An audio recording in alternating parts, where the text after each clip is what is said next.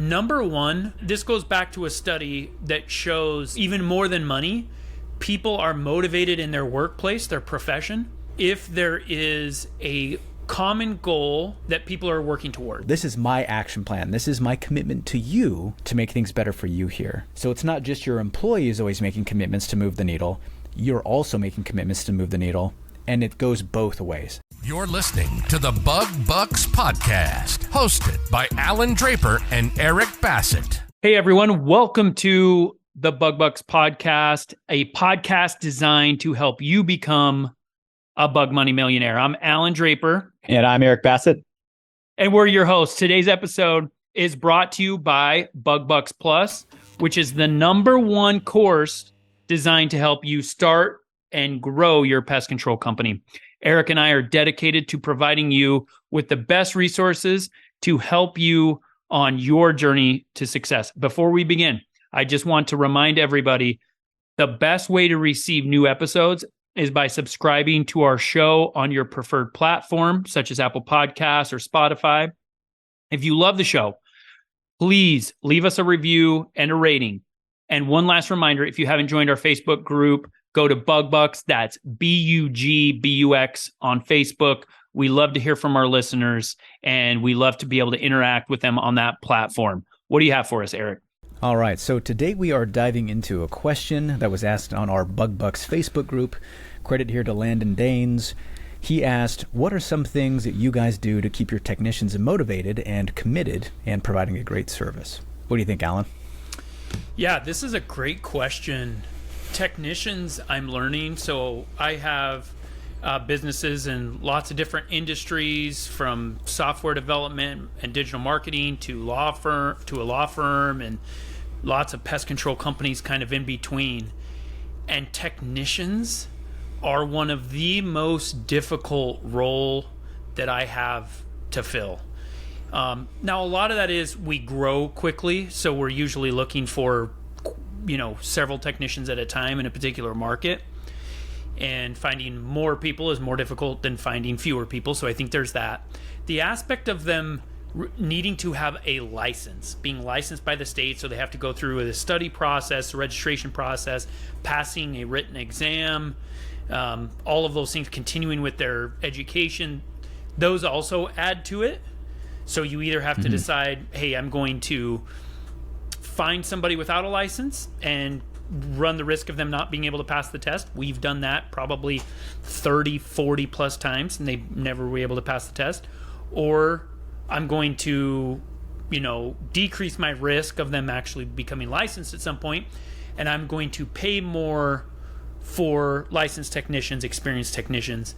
And I think generally we fall somewhere with a mix of that. And I think there's goods and bads to both. So all that being said, you want to make sure that you retain the technicians that you have, especially the good ones. And you want to make sure they stay motivated, just like this question asks, to, continue to provide that really high level of service. In the pest control industry and the home service industry, your brand becomes your technicians.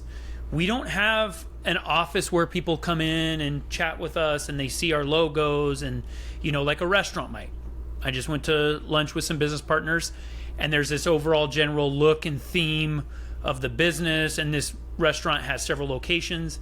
And if you go into a different one, it's going to be very similar. The menu's going to be the same. The food's going to taste the same. People want that consistency. And with home services, it's no different. When a different technician comes in, a different job gets added on their route. The individuals that are receiving that service, they want this baseline level of service that is consistent, things that they're looking for. Think about it. How many times have you heard throughout your business experience owning a pest control company, hey, that's not how my last tech did it, or that's not how John did it, or whatever? Oh, yeah. So in order to maintain that high level of service, there's several things that you can do. Number one, I'm going to start here, and both of us have lists as we talked about pre-recording here, Eric. But number one, and this goes back to a study that shows that even more than money, people are motivated in their workplace, their profession, if there is a common goal that people are working toward. So something that they can get behind. It reminds me of that Simon Sinek quote. And I'm gonna pull it up. I don't have it at my fingertips, and it's too good to mess up. But it's basically this idea that people want purpose. And it's really easy for us as pest control companies to say, what purpose? We kill bugs. We're in crawl spaces. We deal with roaches and rats. And it's like, that's a cop-out to me. I think that you can have something. It can be a charity. It can be, I mean, Natura has this great culture of fun, and you guys do parades, and you do those funny videos, and you wear funny, like, elf or whatever costumes. And it's like, stuff like that, as insignificant as that may seem, you get people on board with things like that, and it really helps to keep them motivated. At Proof, we have a nonprofit organization called Proof Gives Back, and we have donated thousands of hours and tens of thousands of dollars to all sorts of different organizations. And our technicians, they love that.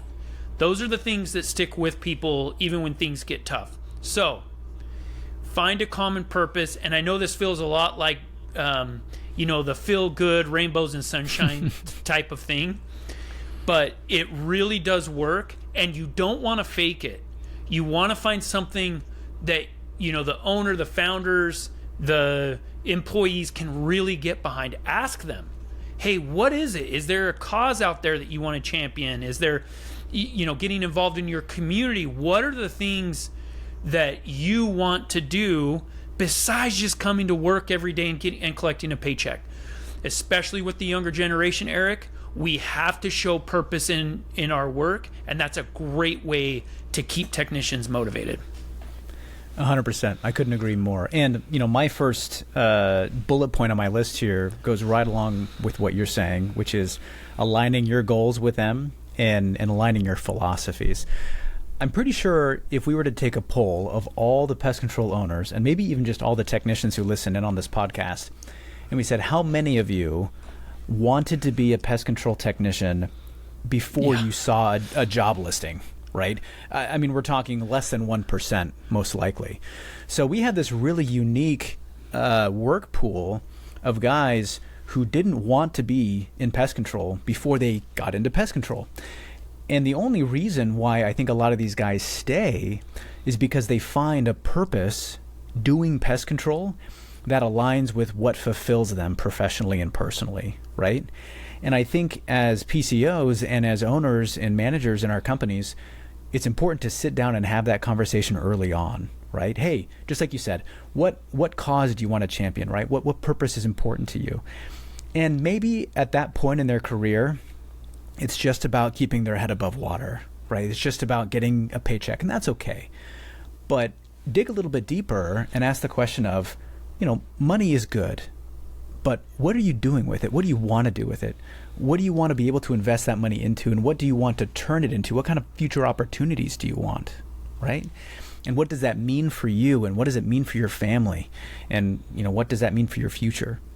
And having that deeper conversation allows those new technicians and new employees that come into your business to connect their purpose with yours. And the more connected and more aligned those purposes are, the more that when they go out into the field and they're doing work, they're not just thinking, yeah, well, I got to get a paycheck. They're thinking, no, I'm doing this for X, Y, and Z, right? Those are my purposes, and that's why I get up in the morning.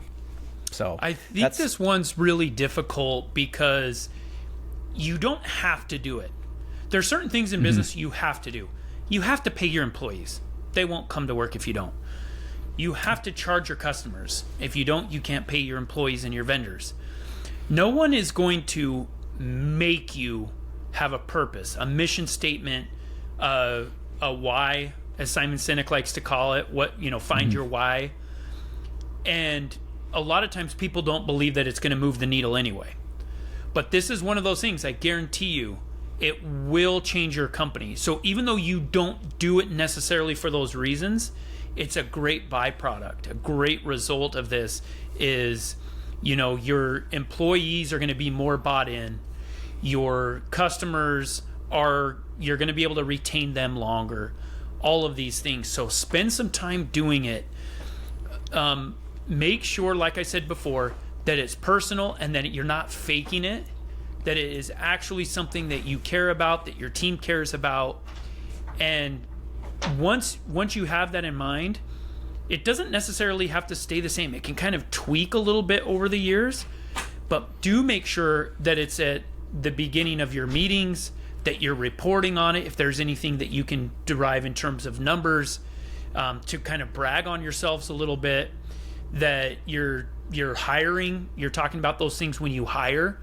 If you create this great mission statement / purpose, and you don't talk about it, you don't let people know about it, it's not going to make a difference. It's not going to make this difference that we're talking about.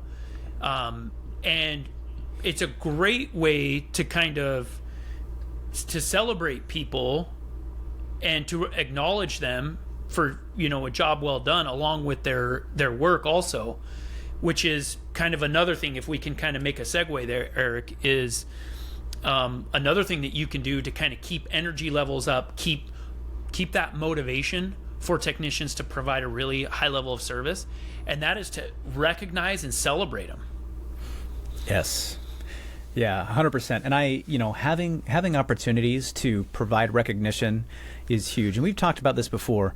Employees appreciate recognition in different ways.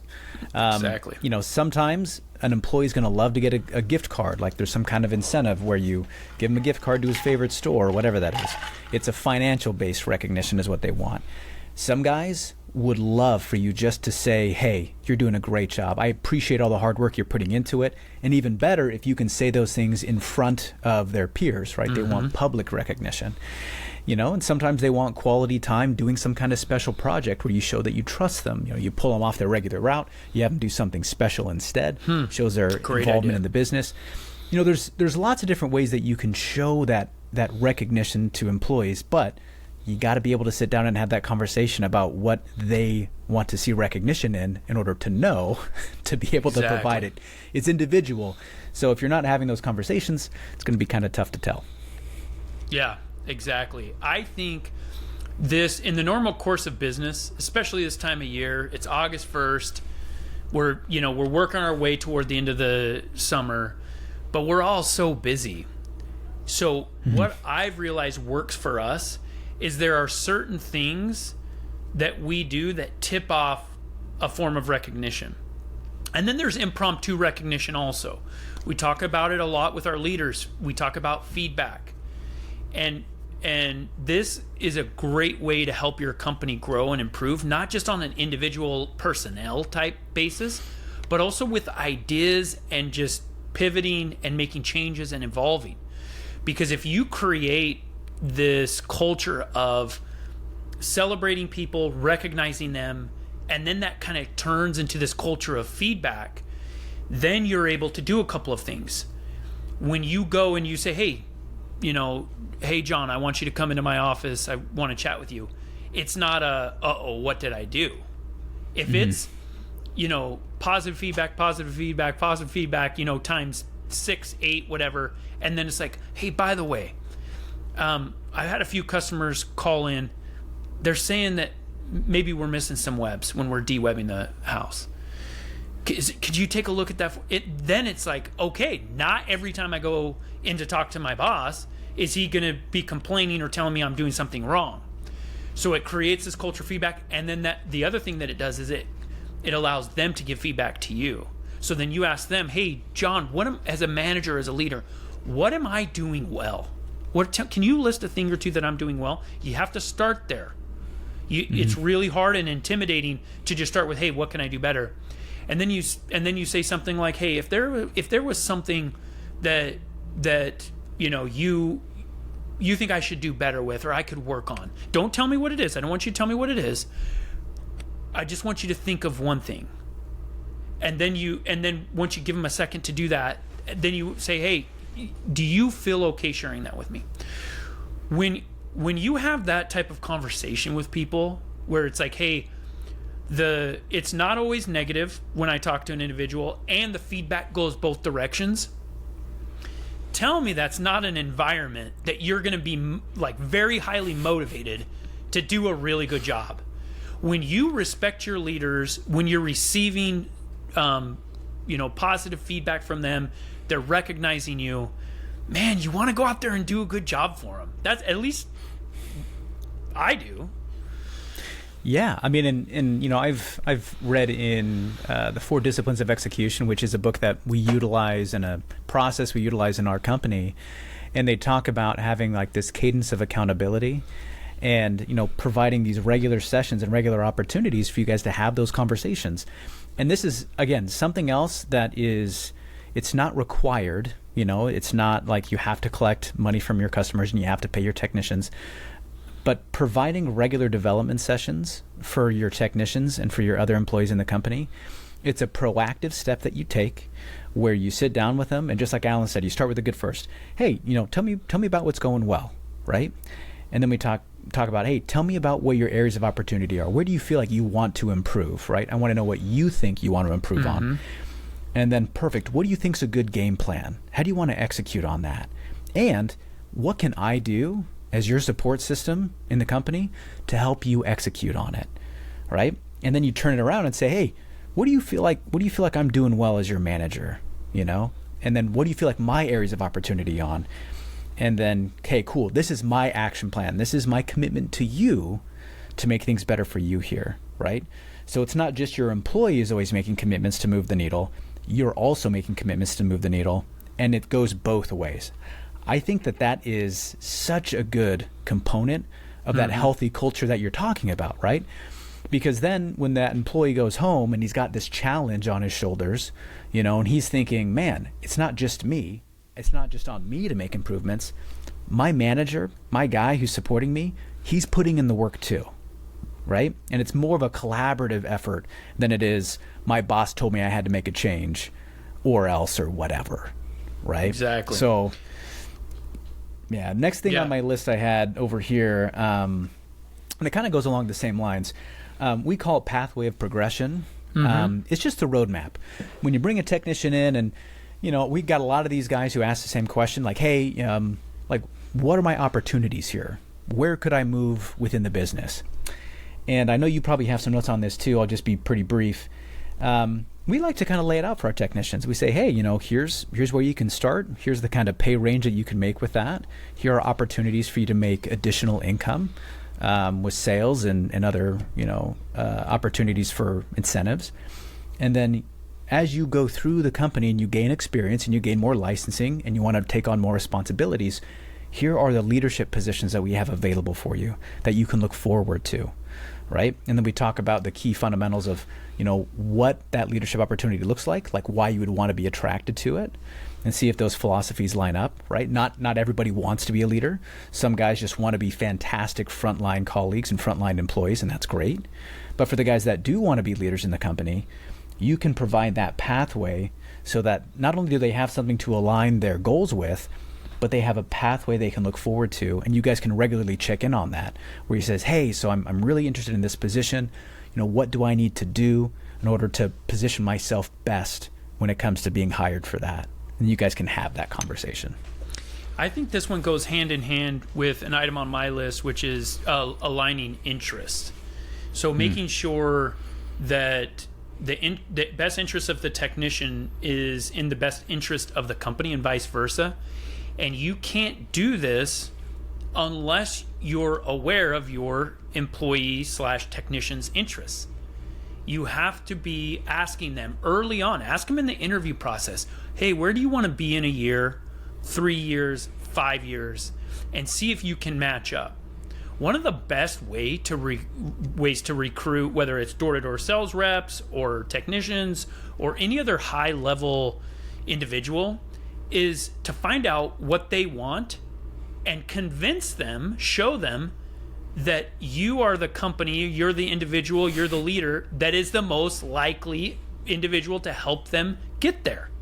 it's not rocket science. So if they're like, hey, if you're talking to a door-to-door rep and he's like, you know what, this is just a college, I'm going to college, this is just kind of my summer break, I'm just trying to make as much money as possible so I can cover tuition. And you sit down with them and you're like, that's perfect. Tell me how much your tuition costs. How much is your room and board going to cost? What about your vehicle expense? Let's break it down for me. Okay, we've got that broken down. We know that you need to make this amount per month, and you have 8 months in the school season. Then we're going to have to get you to this point. I have a plan to get you to that exact point. It changes the conversation. Do that same thing with technicians. Hey, I really want to be a branch manager someday.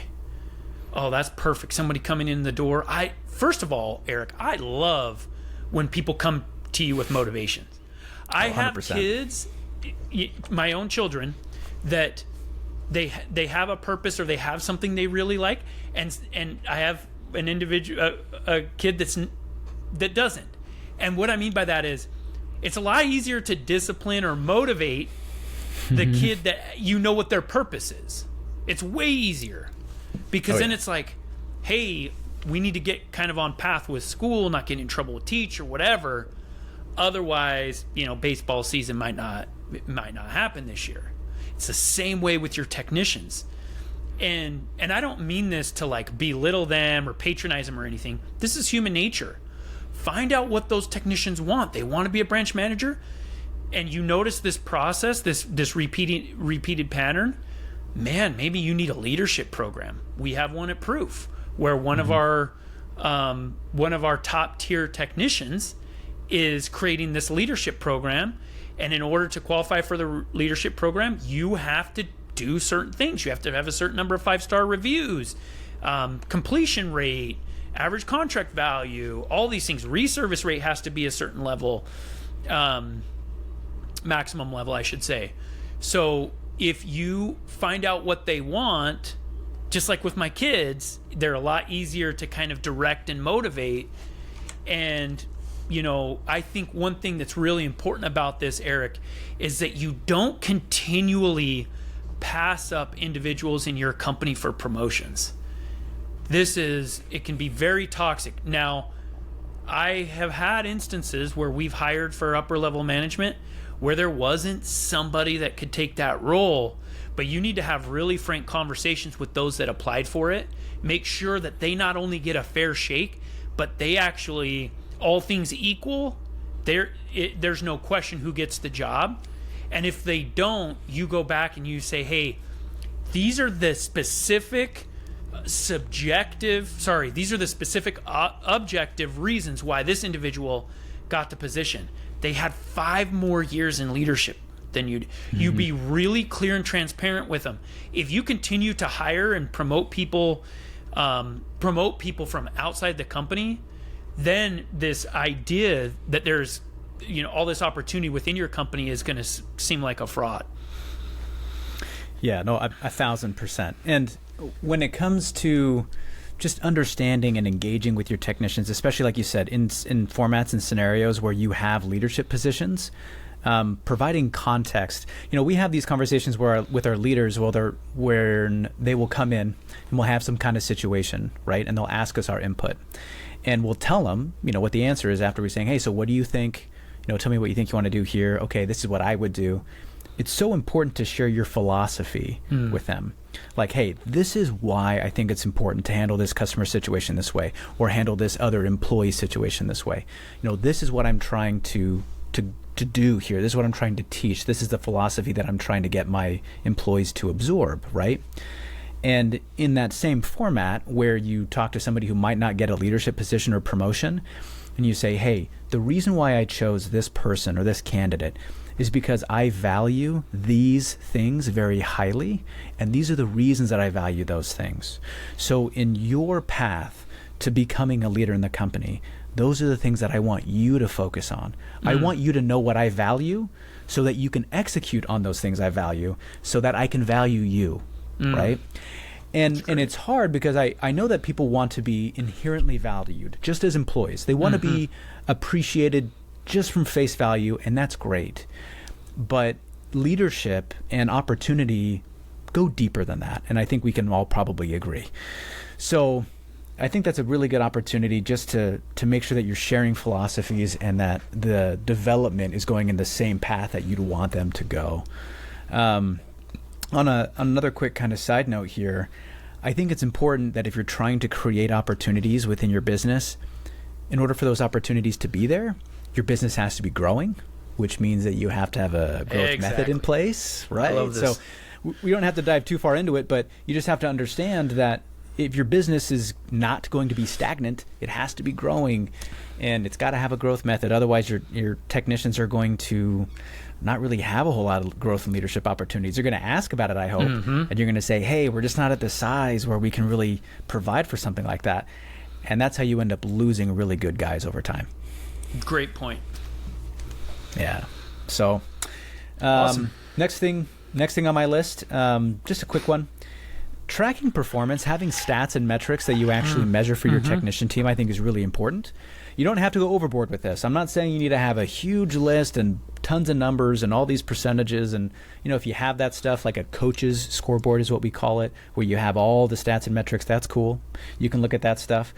But for the technicians, they need a player's scoreboard is what we call it. It's got the main specifics where they can easily look up at it any given day of the week, and they can see whether they're winning or whether they're losing based on the criteria that you guys have talked about originally and what you've told them you value when it comes to their job. That can be number of reviews they got that week, their reservice percentage maybe, completion percentage would be a good one.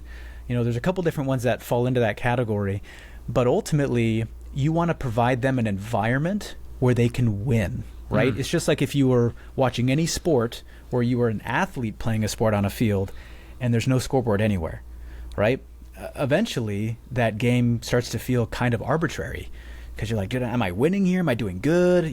Comparatively speaking, like, where am I, right? So you got to be able to track performance in some form or fashion so that they know how they're doing. And then you can talk about the coaching points which help influence good behaviors to actually help improve that in performance, if that makes any sense. Yeah, I like this idea. There's this quote that, whatever gets measured gets improved. And I'm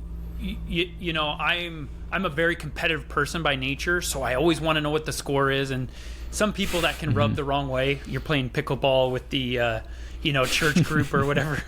But I want to know what the score is because that changes my performance. It changes my motivation level.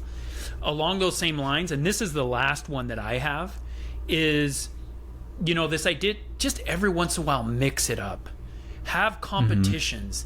Have, create, and this kind of goes along with your purpose too, along the same lines, where people get really excited when, we have a huge company fantasy football league. And I get people starting to ask me about that in April. And the reason why is because to win it is a really big deal. It's a badge of honor.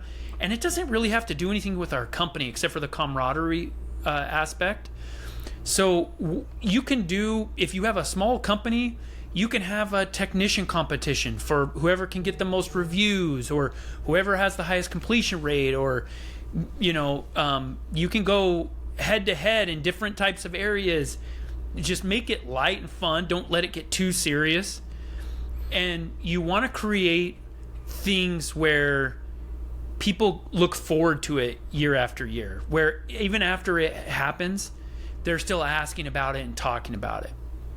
And that goes right along with the reporting, because it's like, hey, that's what we're doing, is we're having a competition. We need to know the score.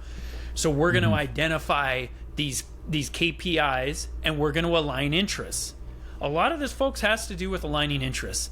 Make what matters to the company matter to the technician. That's one of our greatest responsibilities as entrepreneurs and business owners, is we have to figure out how I can put my best interest in alignment with the best interests of those around me.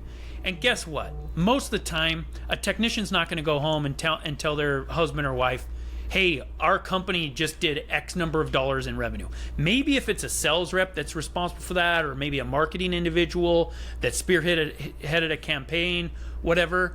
But they're going to talk about stuff that they had an impact in and things that they care about. And I hate to break it to you folks, most technicians don't care about how much money their boss makes. They care about other things. Go find out what that is, and you're going to be able to motivate your technicians and keep them operating at a really high level. Yeah, and I love that. We do a lot of activities. You kind of mentioned a few of them at the beginning of the episode. We really like doing activities outside of work. We call it like the Natura family, and so we get together and we do stuff. Love that.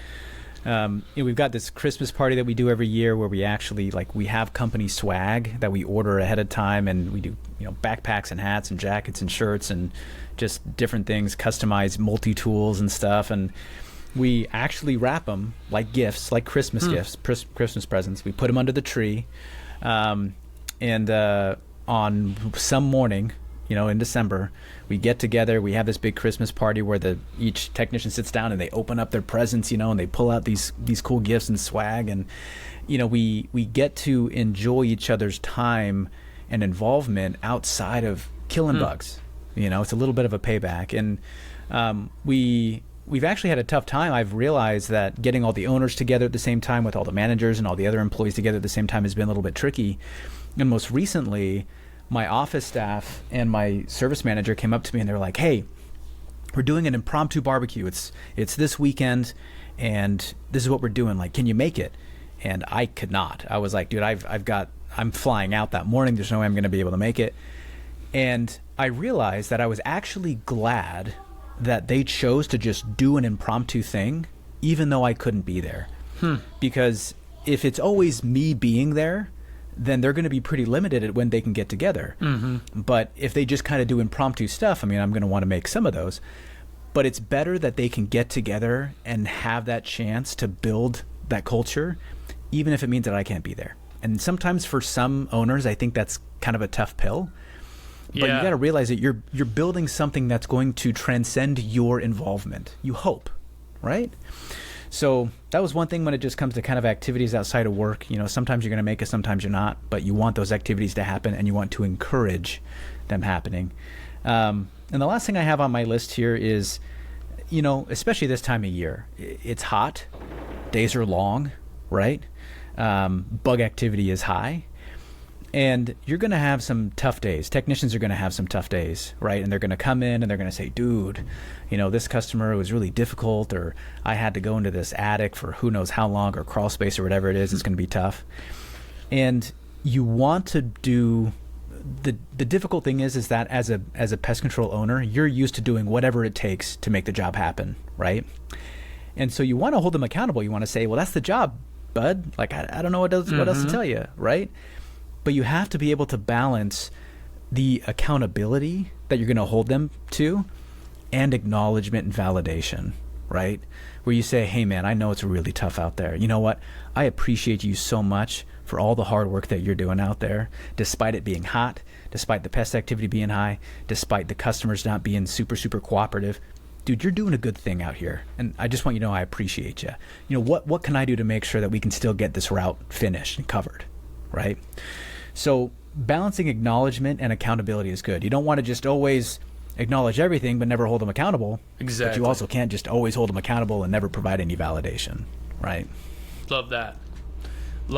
Well, I feel like our list is pretty robust. There's a lot of things that, PCO can do to go work on their company. I know that I learned a lot. There's things that we need to do at Proof a little differently. And I think kind of some of the core tenets as we're wrapping up here are communicate. Find out who are the people that you work with. Find out what motivates them. Find out what they're interested in. And when I say align interests, a lot of times I think people think that I mean convince the personnel to change to match your goals. And it's the other way around. You as a company and as the company leaders, you need to change to match theirs. And what's funny is that when you kind of meet them halfway, they'll meet you in the middle.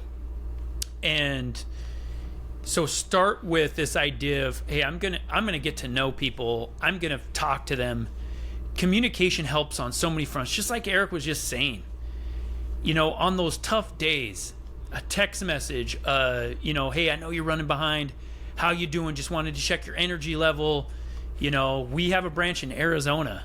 We have to be really careful this time of year that we're not overworking people. And a way to do that is, communication, understanding them, knowing what they have going on at home and what struggles they have at least, and how that might be affecting their work, and how you can step in and help them. We have launched our Bug Bucks Plus platform. Make sure to check that out. Go to bugbucksplus.com. Lots of great resources. We talk about a lot of specifics that can help you grow your pest control company. So make sure to check that out. Make sure, please, leave us a review. Whatever platform you're listening to this on, leave us a review. That helps people that are looking for the Bug Bucks podcast. That helps them find it. So leave us a review. Let us know how we're doing. And as always, if you have questions, go to our Facebook group, Bug Bucks, BUGBUX. Make sure to join it and ask questions like the one that we chatted about today. Great question. And it might make it on to our show one day. So hope this helped you, and we will catch you next time. If you enjoyed today's episode, please show your support by subscribing and leaving us a 5-star rating. Thank you, and we'll catch you on next week's episode.